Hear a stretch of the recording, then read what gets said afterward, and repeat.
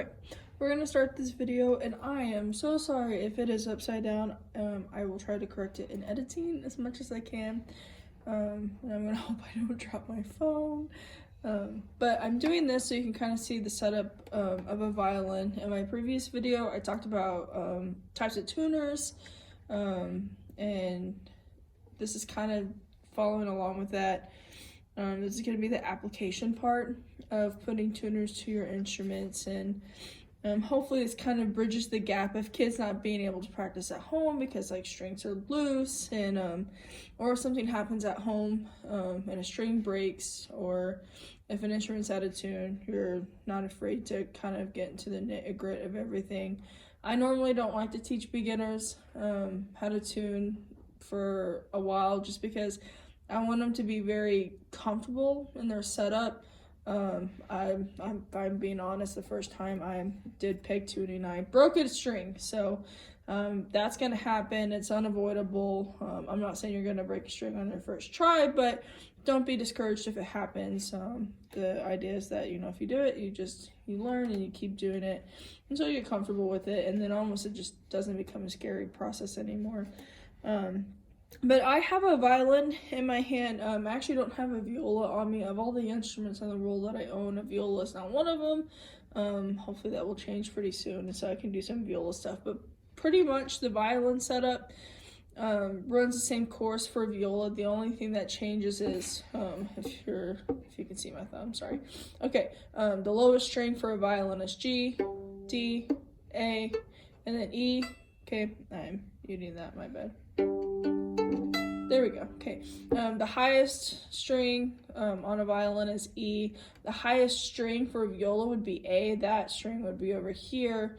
And then for us, our lowest string is G, and that would be over here for a viola. And instead, this string would become C. So technically, the setup for viola would run C, G, D, and then A. So that's pretty much variances. Most of the tuning is the exact same. And I can show you how you can run your course that way. When it comes to tuning, there's two different types of tuning. There is peg tuning, which is up here. These are your pegs. I teach my students at the beginning of the school year that, they look like the pirate's peg legs, so that's why they're called pegs. This gives you your wider vibrancy of tuning. If you're on a violin, like my personal violin, only has, and I'll flip the instrument down. Oh, that's really close. If you see all of these down here, these are, oh geez, okay. These are fine tuners. This is a closer range of tuning. So when you talk about professional grade of instruments, normally these three, which belong to G, D, and A, or vice versa if you're on a viola, C, G, and D, those fine tuners would be gone, and then you'd just be left with your highest string of a fine tuner. And normally that's just because you become so comfortable with doing pegs that these are almost unnecessary. I'm not gonna lie, at some point I would like to get an A fine tuner, just because I do so many gigs where the weather constantly changes, and so having to wide tune my A constantly is it gets pretty annoying. But that's also me kind of being lazy. Let me just tell you all of my secrets here on camera. But for most beginners, they're going to start with a full set of fine tuners. And hopefully the idea is that if you've been doing peg tuning for quite a bit on the instrument, when you go and take the instrument out like the next day, you'll just have to readjust with fine tuner, so it's not as wide of a tuning, and you don't have to stress out about using the pegs as much. But if your child hasn't seen their instrument in like a week and a half or two, most times you're gonna use a peg tuning, or if there's like a drastic weather change, sometimes peg tuning, and then sometimes you just have freak stuff happens. You take your instrument out and the string is loose, and that's common too. So no really big explanation for that, it just happens. So I'm gonna go back to this situation. I'm gonna talk to you. I hope you can see this kind of clearly. It's really dark from my perspective, and I'm so sorry about that. And again, let's hope I don't drop this. But okay, so I'm coming back up here. I'm at the scroll where two are pegs, and if you can see inside, this is called a peg box.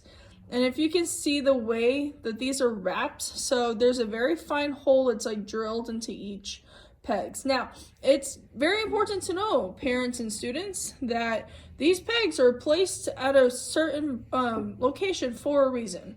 So, you know, if a peg slips out, or a couple of strings come undone and out of their slips, you can't just, you know, tune the D string in the location of where the G would go. That's not how it works, because, you know, there's certain lengths of your strings and certain tensions that you need to meet in order to match a certain like frequency or a pitch.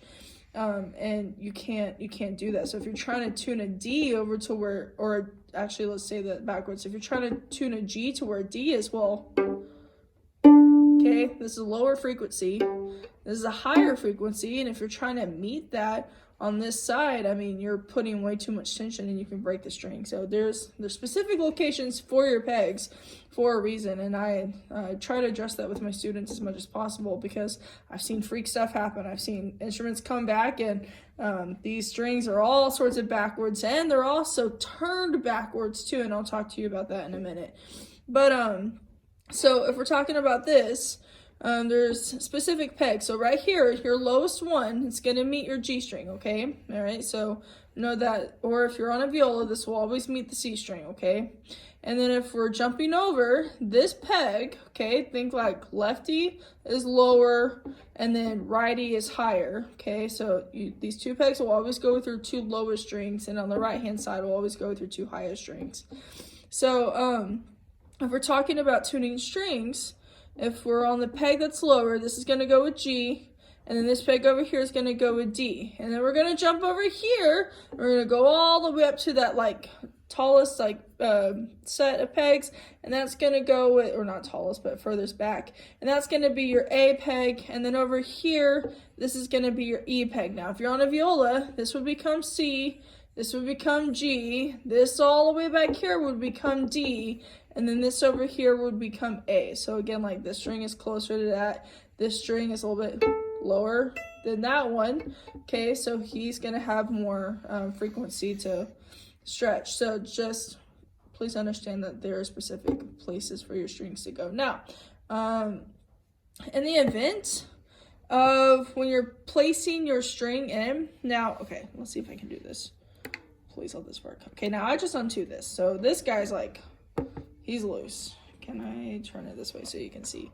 So he's pretty tight, he's loose, okay?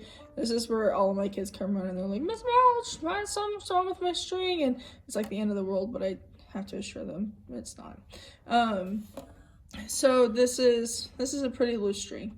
Now, I'm not actually gonna take it out, but you'll get the idea. So if you had to place on a new string, you would just follow it into the peg, and I will actually probably make another episode on this pretty later in the week, because I'm expecting strings to come in, so we can on my good violin I'll try to capture a video of changing strings out so you get the idea.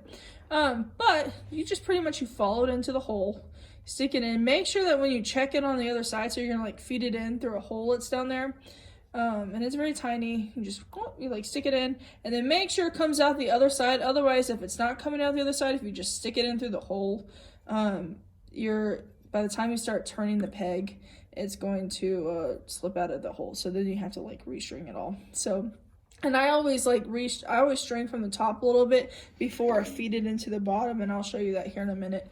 But so I'm going to, when I turn the peg, we're not like turning like really fast at one point. We're gonna turn slowly, and I'm gonna plug this string as I go along for a little bit. And notice that I'm going this motion. I'm not coming back, I'm going that way, all right? I've had a few instruments come back to me where they tune the peg and it ends up being turned this way. No, you always turn away from your face, okay? So that's how you get higher. So now I'm gonna turn this.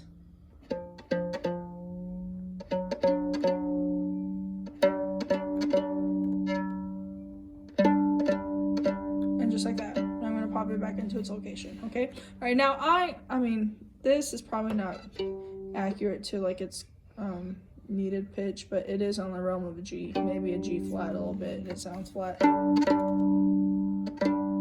Yeah, there we go. So and I'm not expecting you guys to have like full ears.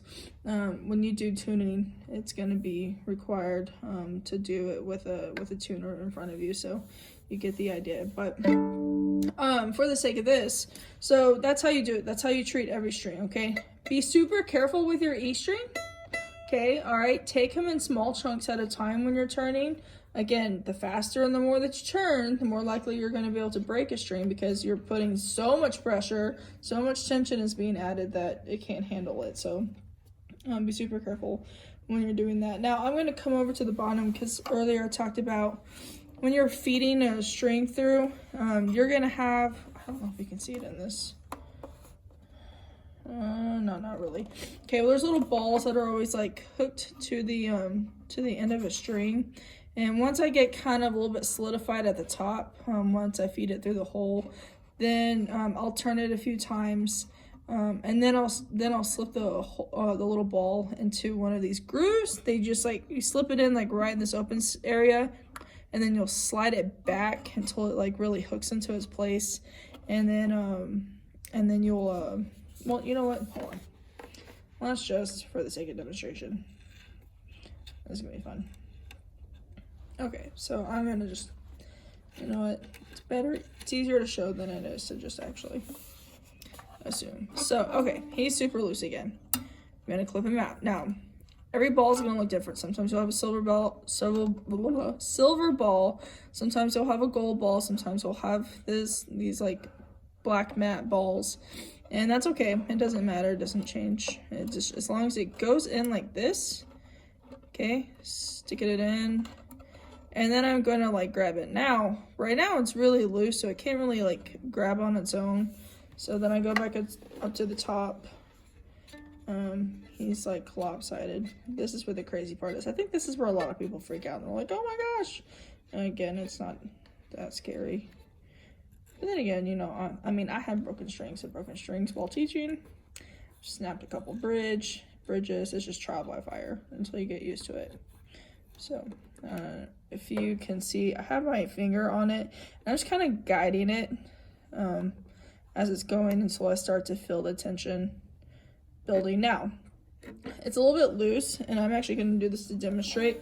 Your bridge is it is one of the things that you need to keep a constant eye on when you're tuning, okay? So bridges, if I flip it over to the side, okay, this it doesn't matter if it's a violin, viola, cello, or bass, okay? This is pretty much, if it's flipped over to its side, it's sticking up pretty straight, okay? It's not leaning forward, and it's not leaning backwards. It's really parallel. I'm not even gonna pretend to know what I'm trying to say in proper grammar. But anyways, it's sticking up really straight.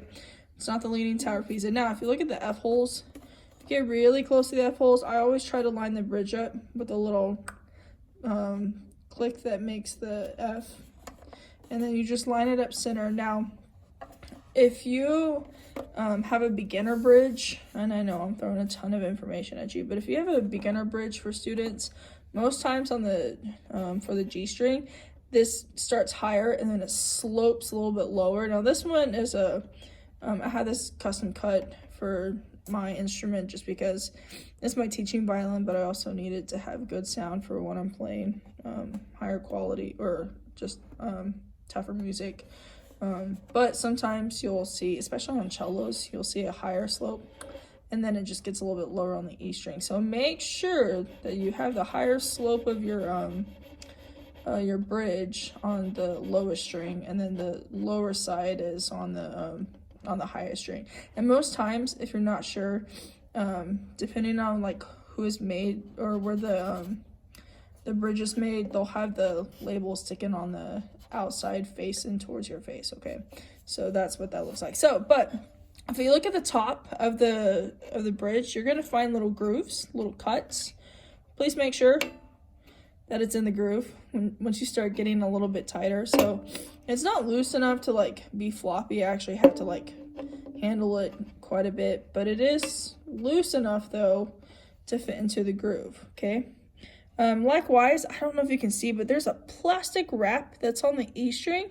If your E string has a wrap, it needs to go on the groove, okay? So when you're replacing an E string or you're fixing an E string, please make sure this plastic wrap sits on top of that groove. Now, I kind of did a terrible job. It's not really on there, and I can fix that. But the reason is your E string is so finite. It's really thin. It cuts kind of, and what it does is it actually cuts that groove down into the bridge if this isn't on there to protect it. So eventually you'll get a bridge that's like cut all the way down inward, and so that you don't produce a sound off the E string. So, and then you'll have to get a new bridge cut, and it's not one of those you can just go pick up a bridge from the music stores. And I think a lot of parents and students get confused about that because it has to be custom cut. Not every violin is the exact same. Doesn't matter if it's made by the same company or the same warehouse, or if it came out of the same music shop, or they all look the same color. Each violin and viola and cello bass has its own cut, and so you need a bridge that matches the perfect height and length. So it's, if you end up damaging your bridge, or if it snaps in half, then you're gonna have to spend some money and waiting some time for them to actually custom cut a bridge.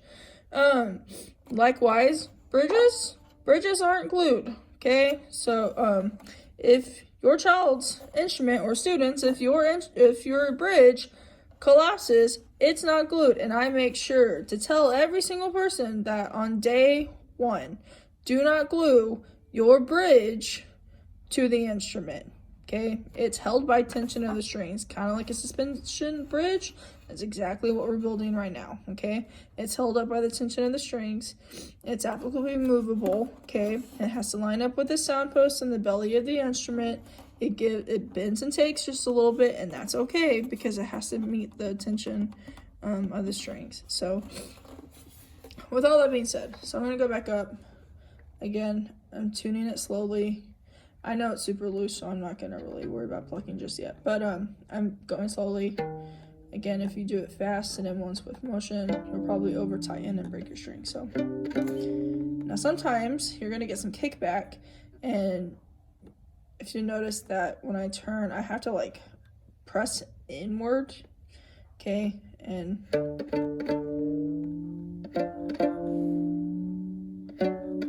sometimes they want to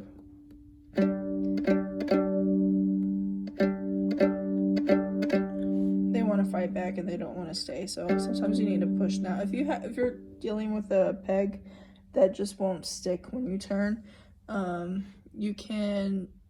Fun fact: you can actually take the peg out, and I beat up base rosin or something really sticky, and I'll just take the base rosin and I'll coat like the stick part of it that's inside.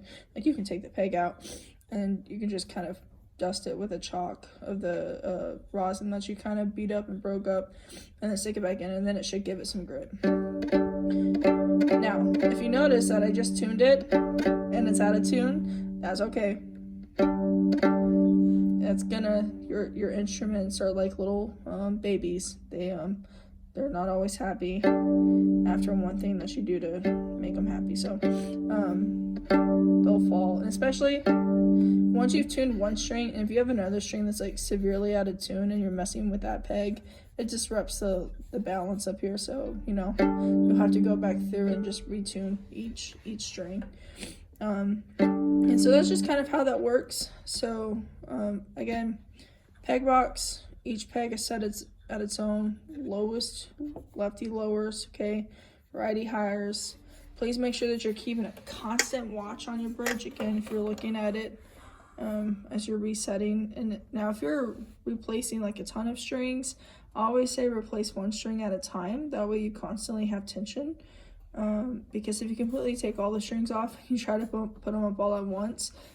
If this has a sound post inside, so if you look inside the F holes, there's a sound post, and if there's not equal pressure that's pressing down on it, the belly of the instrument, you can collapse the sound post and then collapse the belly of the instrument. So that's worst case scenario, but it does happen. So And that's pretty much that. So that's just the essences of like dealing with strings and retuning them, okay? Again, it's not too scary. It's trial by effort, or sorry, trial by fire, pretty much. Now, putting this into context with your tuner. Okay. So when it comes to tuning your instruments, I have the core chromatic tuner. I would use my phone. Actually, I use my phone all the time for tuning. But this gives you a visual. I'm actually using my phone to record. So I have it set at 440. Okay, remember, you always need your tuner set at 440. If we were in Europe, we'd probably set it at like a 439, 438. And then some places do 442.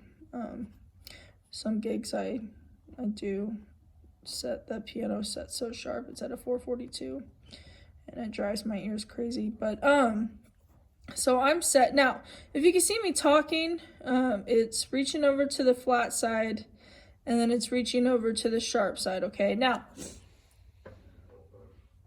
when you're going through and you're tuning, okay, you can do one of two things. You can either match pitch, okay, if you're really strong about your ear, okay, and you think you can match pitch to that, great, cool, you know, and then you can filter through. Okay, so D, pretty much in the realm of it. Okay, and then G. And I'm actually a smidge flat. So I'm actually going to go down to the fine tuner. Now, this is one thing I didn't talk about. So we talked about wide tuning on the pegs at the top. Okay, all right, fine tuning at the bottom. Okay, lefty lower, righty higher. Okay, all right, so if I'm going to flatten, if I'm going to lower the pitch, I'm going to turn the fine tuner to the left. If I'm going to raise the pitch, if I'm going to make it higher, okay, all right, I'm going to turn it to the right. That is standard practice on every single string instrument across the board, okay? It's not going to change. So, and I'm actually going to flatten it so you can hear it. Okay, so that's lowered.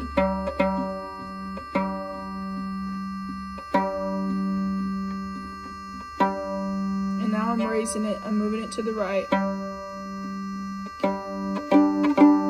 so I can get it higher. And now it's in the realm of matching, okay? Now, if you didn't, and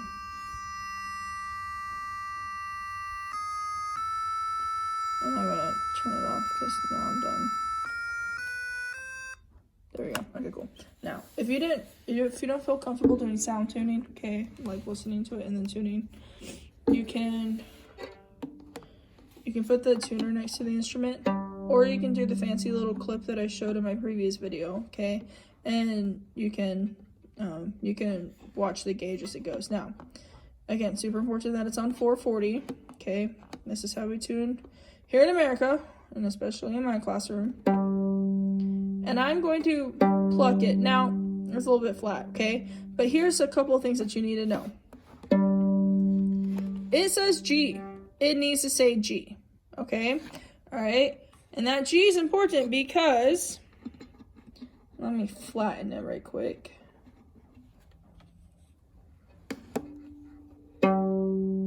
Okay? It says G again, but it's not green, okay? It shows the little flat symbol, little sharp symbol. So this means I need to raise it. This would mean that I need to lower it. I wonder if I can go lower than that. Okay, so now it's reading at an F sharp, okay? F sharp is below a G. Think about your musical alphabet. A, B, C, D, E, F, G, okay? If you get to F, you're not at G, that means you need to go higher, okay? Likewise, if it said A, all right, well, A comes after G, because in the musical alphabet, we repeat A, B, C, D, E, F, G, A, B, C, D, E, F, G, A, B, C, D, F, G, A, B, C, D, F, G, okay? So after G, if it was on an A, all right, we'd have to take it back down to a G, so it'd have to go lower. So in that case, you turn your fine tuner to the left, left lower, or if you're doing peg, bring it towards your face, not away from you, okay? And now I'm gonna, this is sitting at an F sharp, so again, F is below a G. So I'm going to raise it to a G, and I wonder if can I multitask at the same time?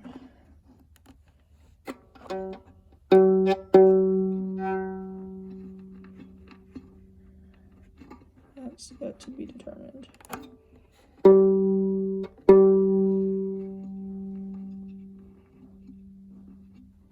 Oh, so I'm starting to get green, but I'm not there yet, so we'll keep turning.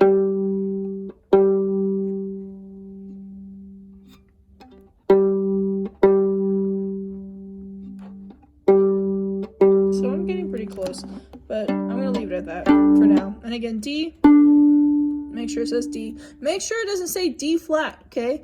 It would be D with the little B symbol next to it. It has to say its corresponding string, okay? Not D sharp, not D flat, it has to say D, okay? Same thing for A. Make sure it doesn't say A flat, or make sure it doesn't say A sharp on it. It has to say A, and then from there you want to gauge it into the green zone, okay? Same thing, now my E is super sharp, okay? But when I talk to you about reading those flat symbols, I can show you. Okay, I'm still not. Still reads as E. Okay, yeah, so see how it reads E? Okay, but it reads E flat. All right, so that means we got to get it to where it reads just E by itself. And then once you get it there, you know you're in the, see, now it's reading E by itself. There's no little flat symbol next to it. So now I'm going to gauge it into the green. And I'm pretty close to it. Yeah, so, okay, cool. So that's it. Now, here's the other thing. If your fine tuner, okay, is if it's so tight, like you've turned it all the way to the right and it can't move anymore, you need to give it some slack, okay? And the way you do that is, so like my G, it's pretty much tight, like I can't turn it anywhere. So what I'm gonna do is I'm actually gonna take the peg, and yes, I'm gonna over tighten it, not by much. But you can tell that's higher, right? Okay, so now it's higher. Now I'm gonna go back to the fine tuner. Now I'm gonna lower it. I'm gonna turn it to the left. So, turning it to the left. I know, this video looks like a hot mess. It's kind of what I got. But, I hope it's helping. And now I'm gauged back into G, okay? I'm no longer high. I'm on G, all right? And then I have some slack, so now I can turn it right or left without it being too tight. So that's another thing for you too. So that's pretty much it in the realm of tuning your instrument. If kids want to challenge and if they want to practice tuning by ear, I would say make them do it first by reading, so they get used to, like, you know, the setup and what it's like. So, you know, do this, put a tuner next to the instrument, or if you have that clip that I talked about, you can clip it onto the bridge, and that should help as well. And then once they get used to actually tuning the instrument, if they want to try tuning by ear, they can. But I'd say parents, you know, be in the room with them for the first few tries. And again, strings may break, and that's normal. That's part of tuning. We're not immune to it. We, you know, not only do strings break, but, you know, after so many months of usage, it's required to change out your strings, okay? So it's like oil in your car. You need to get an oil change in order to keep it running properly. So you need to get strings changed out, especially once you're in middle school to high school. For me, I change my strings out almost every 6 to 8 weeks, but that's because I'm on my instrument constantly gigging. I wear those lifespans out. But for middle school students, I mean, start changing them out every 6 months, which sounds scary, and it's costly just a little bit, but you know, you want the best tone. I mean, you want you want a good functioning instrument. And then for beginners, especially in the elementary setting, every year change out your sets, and you don't go buy expensive stuff. I just got used to, if you want a cheaper version, I would say look into dominants are okay. I think they're called, are they Preludes or Pedastro? It starts with a P. I'll link them in a description box. And then if you wanted to start splurging on a little bit but without breaking the bank too much, they're about $50 a set for violins, and no, I lied, they're $39 for a violin set and $49 for viola. But they're called Zayek strings, and they have a good tone and they upkeep pretty well. So but yeah, so you don't need to buy $200 strings, not yet. Not until later. We'll talk about that in college. So, but yeah, so this is pretty much a setup of tuning an instrument. Cellos are really bigger. Cellos have a wide span of tuning pegs, but they function the exact same way that I just showed you on a violin. Their lowest string is C, their highest string is A. They function the exact same way as a viola. Just know that they're dropped an octave, so when you're tuning. And then on the flip side, bass tuning runs the same as a violin but backwards. So our highest string is E, their lowest string is E, okay? So E, A, D, G is how you would tune that. So just make sure you're being careful. So yeah, that's pretty much it for tuning. I hope this helps. And again, if you have any questions, please don't hesitate to contact me. But this just gives you an idea of where to start. So, all right.